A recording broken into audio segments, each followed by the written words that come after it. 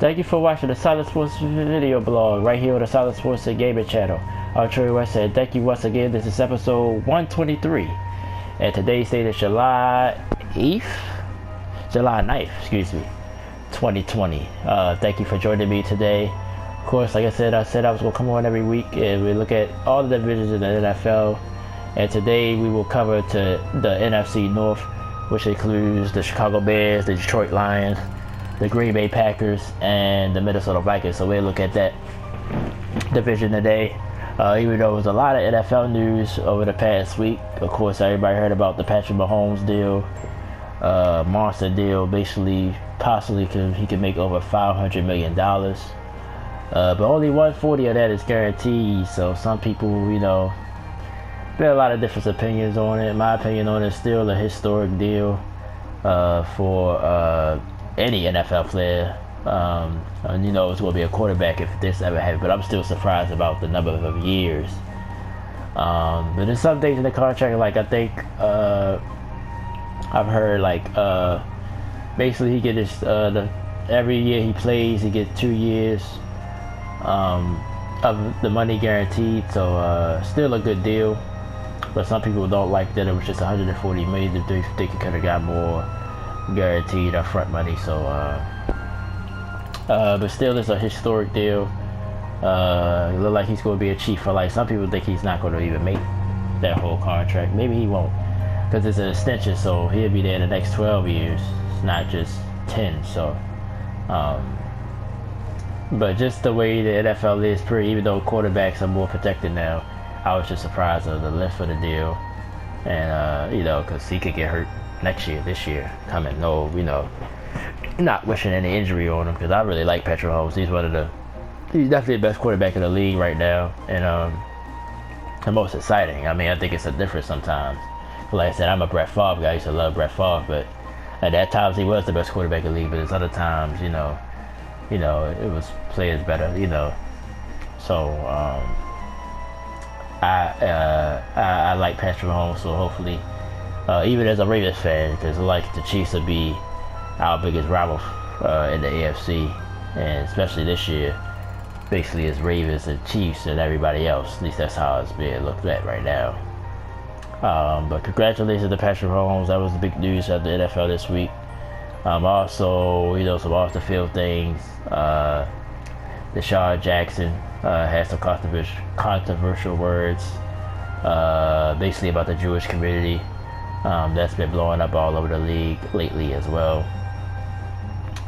So there are two things there, and of course the Washington Redskins, the name change, not just the Redskins but all Native American type nicknames. The Braves, which is a team of mine, the Blackhawks, the NHL, and I kind of like those. That's kind of crazy. I was telling somebody that I like the Braves, I like the Blackhawks. So I was like, dang, like what's wrong with me? But the Blackhawks already said they're not changing their name, but the Redskins, they get pushed by, even I say this morning's article, Amazon is even pulling their merchandise, so the Redskins ain't gonna have no choice. But they already said they will change the name, and most likely it'll happen before the season. And like I said, I get into all that. When I do the NFC East, I dig more into that. When we had that preview of that division, and as far as Patrick Mahomes, I'll talk more about that. But we're going to focus on the NFC North. We're going to focus on this division. But that's just the biggest news items from the NFL. As far as other sports, and MLB still scheduled to start the July 24th, which I think it's a Thursday, with a doubleheader on ESPN. And the NBA supposed to start, I think, July 29th, I believe, with a doubleheader as well. So even though the MLB had some positive tests, but it's been calm the last couple of days. NBA, they had, I think, 32 out of 300 of the players, something like that. About 10% of the players had COVID-19. But I'm just hoping, like I said, that they still roll. I miss sports a lot. Like I said, I've been stuck at my home working. Like I said, I do assisted living, so it's been rough. Period, especially the last couple of weeks. So I need some sports to pep me up a little bit. Just wanted to hit on those news items, say the biggest news around sports right now. But like I said, I'll talk more about that when I get to a specific teams. Like the Eagles is the Sean Jackson, that's going to affect the locker room.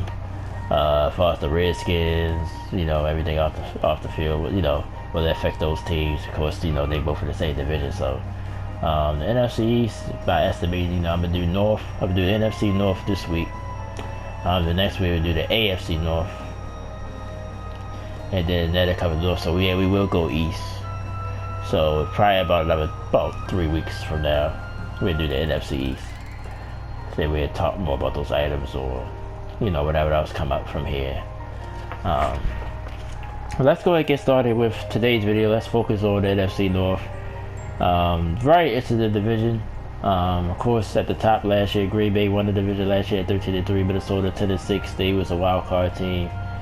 Chicago, I think, was 7-9. Detroit was, I think, either 4-12. I know around that time, 4-12, 5-11, something like that. But we're going, I've been doing it in alphabetical order, so no particular order of a team. I like the best or the most. Got this somebody outside cutting grass, so hopefully it's not too much of a sound. I checked the sound before I got on, it wasn't too bad, so hopefully it's not. But we're going to start with the Chicago Bears. As I said, what kind of season they had last year, sort of up and down year. Look at their schedule. Some tough games in there, some interesting games. Of course, they played Detroit, Green Bay, and Minnesota twice. They start with Detroit, but they got the New York Giants on here at home. At Atlanta, that'll be a tough game. They got Tampa at home, and Indianapolis at home. They play the AFC North, South, as far as the AFC this season. They got New Orleans on the schedule, so I think they play the whole NFC South. Houston, right? Houston's on here, so yeah, the whole Tennessee. So they got the whole AFC South, of course. The North as well, the NFC South as well. Tampa Bay, New Orleans. Yeah, they're on here. Atlanta and Carolina. So yeah, they got the whole, right. So that's the two divisions they play. I know it's a rotation every 4 years, and then you get your division games to mix in with that. But sort of interesting schedule. Nick Foles, former Jaguar, he get to go back to Jacksonville as they play the Jags this year. And speaking of that, that's an interesting dynamic. Foles and Trubisky. Of course, Trubisky was picked, what was it, number 3 overall in 2017. But it's been controversial because of how, well, if we look at Patrick Mahomes, that was the same draft he was drafted in, and Deshaun Watson, so he been compared to those guys. So compared to that, there's no comparison. But they did get, had a 13-3 record. What was it, 2 years ago, where they traded for Khalil Mack, but lost in the divisional round to the Eagles, the missed field goal to Nick Foles. So now Nick Foles will be most likely their starter.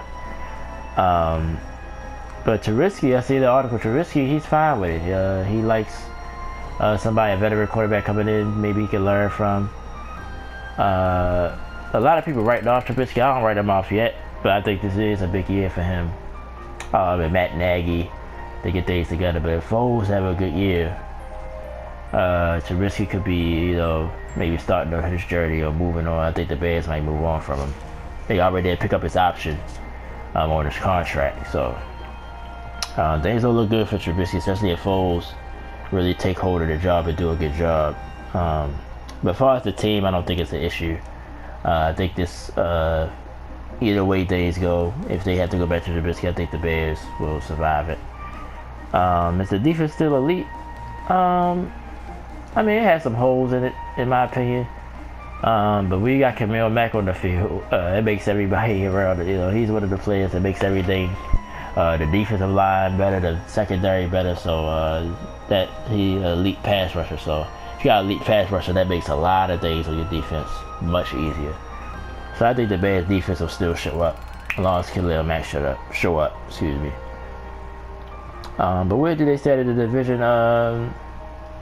Right now I'm saying third is probably a realistic shot because I think Green Bay and Minnesota still a little bit above everyone else. But I think they can finish last. I think Detroit, which we're about to talk about next, could potentially have a better record than them this year due to the schedule or just, with Matthew Stafford coming back. But I think the Bears are also capable of surprising some people this year as well. The NFC is just like murderous row, period. All these divisions, that's why the NFC is so interesting to talk about. Every division can make an argument for 2 or 3 teams to win the division. So think about that, 3 times 4, that's 12 teams with 7 teams, making the playoffs. So there's a lot of good teams that might get left out this year. It's a lot of good, decent teams in the NFC. And the Bears could be one of them. If Nick Foles, which the controversy about Nick Foles is he just a system quarterback because he only really done well in great systems. But when he had, stints in other places, he haven't played well. Like Jacksonville, for example, last year. He got hurt as well, but before he got hurt, he didn't play well. So it's a redemption year for him. But the Bears are a very interesting team. I wouldn't be shocked if they challenge for a playoff spot. I'd be shocked if they win the division, but challenging for a wild card spot, I wouldn't be too shocked about that. So I think that's their potential this year. Let's move on to the Detroit Lions. Detroit. Let's take a glance at their schedule. They start with the Bears, which I mentioned, at home, at Green Bay. So 2 division games to get started. At Arizona, that's an interesting game. I think the Cardinals, which we'll talk about eventually, will be an interesting team this year. Another team in the NFC that maybe could surprise some people. New Orleans, at Jacksonville, and Atlanta. They'd be 2 tough games. Get Indy at home, at Minnesota on the road, and Washington. That's what I'm saying. Like, they got some games. Even though Washington, we need to talk about them, but they, expect them to do much, but still, maybe Dwayne Haskins might take a leap. You just never know. At Carolina, Carolina's not going to be no slouch with Teddy Bridgewater at quarterback. Houston at home. So they got a lot of tough games, but, they at home, so that helps. Tennessee, Tampa Bay at home, so a lot of their tough games is at home, which is you rather have, your toughest opponents at home. Matt Patricia, definitely on the hot seat to me. What I've heard, what I've seen in the news. Last year, I think what saved them last year was Stafford going down for the season. I think that helped, as far as them not getting rid of him, because you lost your starting quarterback, so he had to use what he had. But I think this year is a make or break year for him. I think the Lions will have to make an improvement, or he might be gone. Speaking of Matthew Stafford, it's controversy about him. Is he, done? Should he have moved on? Should Detroit move on from him? I think Matthew Stafford's a decent quarterback. I just think, really, other than Calvin Johnson, what talent have Detroit had around Matthew Stafford throughout his career? Not a lot of talent, so you could look at that. But, he had some good years here and there. But I think this year, it's a big year for him as well. I think he would have to have a great year for the Lions to have more faith in him. If not, they might, by next year, maybe draft a quarterback, move on. Can they be a surprise? Like, basically the same question I had about the Bears. Detroit, their defense is not too bad, even though they lost. The defensive back who got traded to Philadelphia. The name ain't coming to me right now. I apologize. I hate when this happens. Maybe I should, like I said, write more notes. So that's a big loss in the secondary. I want to say Darius Slay, but I don't think that's who it is. But if it is, please feel free to correct me. But they lost and there was some controversy. Him and Matt Patricia ain't get along, and they wound up trading him in the offseason. He came there. He was a Pro Bowl. This what happened. Matter of fact, you know what? I'm not gonna do that. I'm gonna see if I can find it real quick. But him and Patricia had a falling out. Patricia came in there. basically demeaning his success, saying you still ain't top this, top that, even though he went to a couple of straight Pro Bowls. I really want to say it's Darius Slay, but I don't really want to know. So I'm gonna try to look this up real quick. But Detroit, just like I said about Chicago, I think they can finish as high as third, maybe second, because I think Minnesota is going to take a step back. Which we're going to talk about them soon. We're going to talk about Green Bay next, but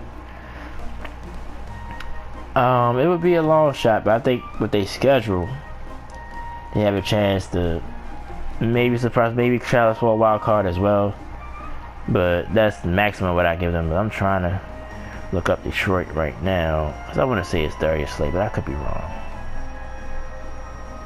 Could be wrong. I have to go deep into Detroit's storyline here. I'm on ESPN.com, by the way. Let's see. Because this was, I think, before the draft when this happened. So I'm going to try to look for that. But yeah, I think the Lions have potential. I mean, I'm not going to say they're not no doormat. They're not somebody that I'm like, they're only going to finish with 3 or 4 wins. I think they had the potential to win, you know, to be close to 8-8. 9-7 max, though, in my opinion.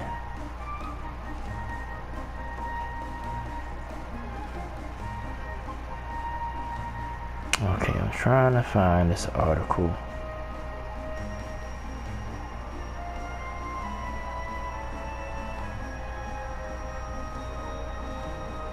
Okay, I'm at the draft, so I should be getting close.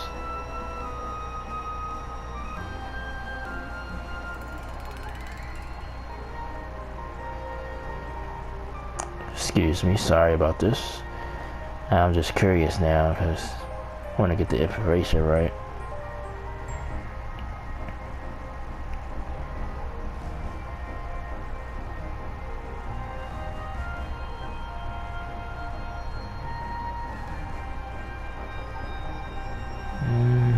Come on. Yep, so I was right. Darius Slay, okay. Oh, there they signed the veteran True Font. See that here. Okay, yeah, so Darius Slay. So my first hunch was right. Yeah, so he got traded to the Eagles. Over basically what I just told y'all. I know Lions fans know that. But like I said, the Lions history, you know, I was a I loved the Barry Sanders in the 90s, man. So that's how I used to sort of like the Lions, but you know, they didn't do him well. Calvin Johnson walked away early as well, due to the losing, I guess, or the lack of support from the organizations. But the Lions, you know, hopefully, like I said, NFC is sort of, you know, it's a lot of good teams, but there's a lot of questions about the team, you know, about the good teams. So, I mean, like I said, wouldn't be shocking if Detroit challenged for a wild card or maybe makes it with the extra spot now. That's the potential, but I'd be shocked if they win this division. Like them and Chicago, I think it's still Minnesota and Green Bay division, but I think it would have to be significant injuries with those two teams for like the Lions or the Bears to win the division, in my opinion. So let's go ahead and move on to the Green Bay. I wanted to just clarify that information. I didn't want to be wrong or put out no wrong information. So my hunch was right. But let's look at the Packers. Let's look at their schedule to start the season. 2 division games at Minnesota, then Detroit at home, at New Orleans. That's going to be tough. Green Bay's schedule's tough.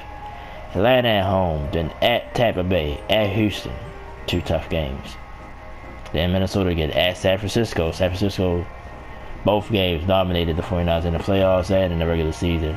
Jacksonville, I guess you could say, maybe a guaranteed win. At Indianapolis, I don't think that's going to be easy with Phillip Rivers there. Philadelphia's on the schedule. Yeah, so a tough schedule for the Packers this year. Aaron Rodgers, a little controversy with him with the draft. Them drafting Jordan Love in the first round. Aaron Rodgers had some things to say, sort of, I don't want to say he pulled back, but he said, he expressed his displeasure, but then he said, it's no big deal. So we'll see how things go. But of course, Aaron Rodgers is still the quarterback there. I still think he's top 5 in the league. With the season he had last year was sort of, sort of underachieving for him, but still had a decent season. Then with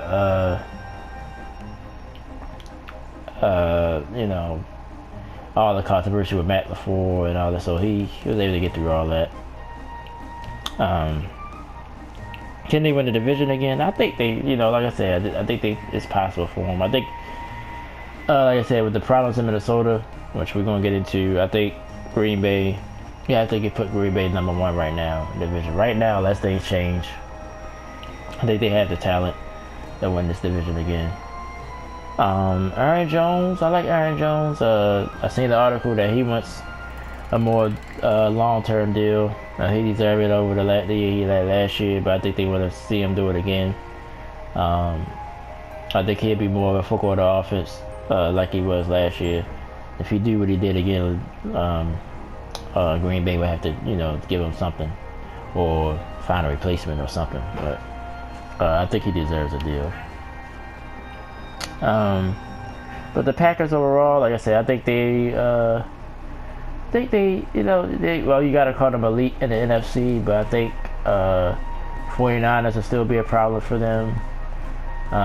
Maybe Seattle in the West, in the East, Philadelphia, Dallas. So you got a lot of teams there. I think they right there with most of those teams. But everybody want to see Aaron Rodgers do it again. He did it one time. People think he should have won it more. Had some monster years, but never could finish it with a Super Bowl. So I think as far as that, I think there's a little bit of pressure on Aaron Rodgers. So we'll see. I think Green Bay is an interesting team this year. I think they'd be definitely in the playoffs and will maybe challenge for the NFC, but we'll see. But San Francisco really destroyed them in the NFC Championship game last year. So we'll see if they improve from that. Alright, one team left. Let's go and talk about the Minnesota Vikings. Huge loss with Stephon Diggs. We're going to talk about that. That Dalvin Cook holdout is big for them. That's why I think the Vikings could take a little bit of a step back. But let's look at their schedule. Of course, at Green Bay to start the season. Green Bay comes to Minnesota, at Indianapolis, at Houston, at Seattle. They're tough games in the first couple of weeks. Tennessee comes to Minnesota as well. This won't be an easy game. Atlanta comes to Minnesota. Then they go to Green Bay. Detroit at home. At Chicago. Dallas, Carolina, Jacksonville. 3 straight home. I think it might be a bye in between that. That should be a good stretch for them to get back right. At least against Carolina and Jacksonville. At Tampa. Then Chicago at home. At New Orleans, which this will be a tough game as well. Then they finish the season with Detroit.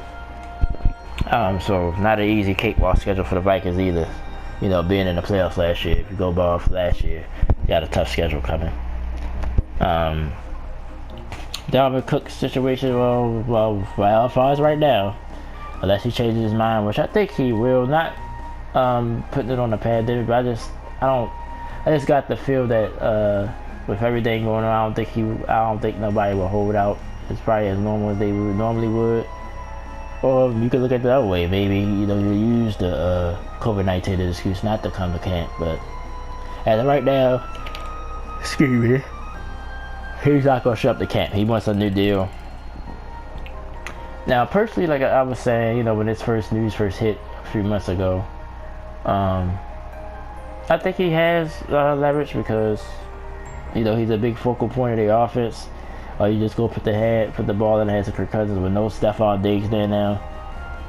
I think they need him to really be an elite team in the NFC, but he's a running back, so Minnesota might not feel comfortable giving him a new deal, but we'll see how that goes. But I got a feeling he gets struck for camp when it's time, which is in a few weeks, But I think if he don't come in, that's a big hole in the Minnesota offense. Also, the Stephon Diggs loss, I think it haven't been talked about enough. I think I like Adam Thielen. I think Adam Thielen has the potential to be the #1, but he's going to have to show it. But they did draft the receiver for LSU in the first round, Jefferson, to maybe take Diggs' place, or relieve some stress off Thielen.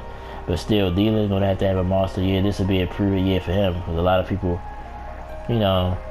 don't think it's legit. They think, they both was helping each other. Even with Diggs, they think he's not a #1. They think it was just two great receivers who benefited off each other. So Diggs had something to prove in Buffalo, and so would Thielen here. But I think it's a huge loss though for the Minnesota offense, especially if Cook don't come back. And speaking of the offense, Kirk Cousins continue to defy the odds on his contracts. We'll see. Excuse me, what happened with him this year? Sorry, I'm yawning. I'm tired. I've been up since 5 something this morning, trying to push through. Kirk Cousins to me, he's not elite to me. I think he's a decent quarterback that can sling the ball. You put some good talent around him. I think you can win with him. I think he's not just, he's not that much of a, he turns the ball over, but he's not a turnover machine. I think he don't lose the game for you necessarily, but he's just middle of the road. He can win for him as long as you put a good, good team around him. He can win. Good defense as well, which Minnesota defense is pretty good. So, but like I said, we'll see if they continue to commit to him. So it'd be interesting what kind of year he has, with no Diggs and maybe no Cook. So a lot of pressure will be on Kirk Cousins if those two guys don't come in. But like I said, Minnesota, to be elite if they get Cook back. If Jefferson have a monster year as a rookie. Tough schedule, but I think Minnesota can still maybe potentially win this division. I still would give it to Green Bay a slight nod. Right now, I would give Green Bay a slight nod, but other than that, Minnesota definitely had the potential to not just win this division, but to maybe even make it to the Super Bowl and be one of the elite teams in the NFC. Alright, so we got through all the teams. I'm going to go ahead and wrap this up. As far as coming up on the channel, like I said, next week we'll do the AFC North. So that's Pittsburgh Steelers, Baltimore Ravens, Cincinnati Bengals, and the Cleveland Browns. We'll do that division next week. So stay tuned for that. Like I said, I got an NBA video coming up and an MLB video. We'll preview both seasons. Probably the week after next, because both of them start in about 2 weeks. So I'll get my information together, put together a nice video, preview of both seasons. Of course, the MLB season would be hard to predict with just 60 games. The best basketball season too, even though basketball, I think, to me, like, once you establish yourself as a good team, that's it. Baseball is a little bit more gimmicky, so with 60 games, that'd be hard. I had to think longer hard about it. Now, excuse me for my yawning, by the way. But that'll do it for this edition of the Silent Sports Video Blog, episode 123. Everybody said thank you so much. Continue to be safe.